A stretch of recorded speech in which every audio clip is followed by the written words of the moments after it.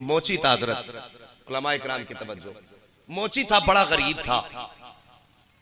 اس کے دل میں تمنا جاگی میں کسی دن اپنے گھر نبی کے ذکر کی میلاد کا انعقاد کروں گا.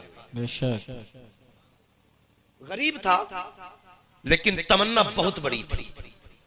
کسی دن اپنے گھر نبی کے ذکر کی محفل کا انعقاد کروں گا.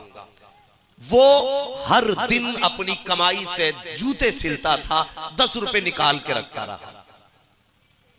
ایک دن اس کے پاس جب انتظام ہو گیا، اس نے لنگر کا اہتمام کیا، علماء اکرام کو دعوتیں دیں اور دروازے پہ جا کے بیٹھ گیا. جو کوئی محفل میں آتا تھا اس کے قدم ہاتھ رکھ کر کے چوم لیتا تھا. کسی نے کہا یار یہ کیا کر رہے ہو؟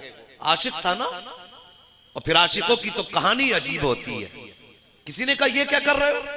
ہرانے والے کے پیر چوم رہے ہو؟ اس نے کہا میں نے سنا ہے کہ جہاں ذکر نبی ہوتا ہے وہاں نبی تشریف لاتے ہیں. اور کسی عاشق نے کہا تھا پلکوں کو بچھانے دو، گلیوں کو سجانے دو، کس گلی سے آئیں گے مصطفیٰ خدا جانے.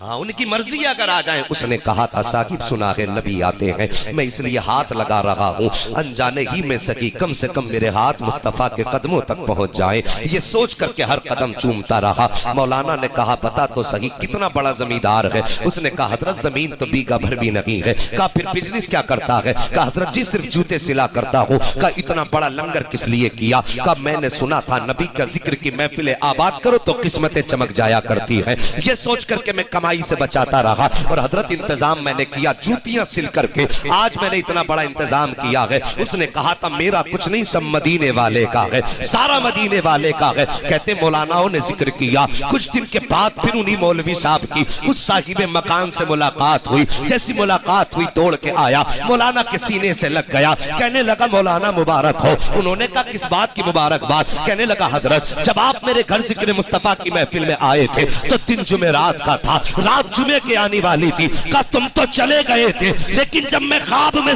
جیسی میں سویا ہوں مجھے خواب نظر آیا تو خواب میں دنیا دار نہیں بلکہ مدینے کا تاجدار نظر آ گیا ہے. آقا میرے گھر جلوہ گر ہوئے گئے اور آنے کے پاس سینے سے لگایا گئے. کہا پھر کیا ہوا؟ کہا آقا نے سینے سے لگا کے کہا تھا مبارک ہو تو نے میرے ذکر کی محفل منعقد کی ہے.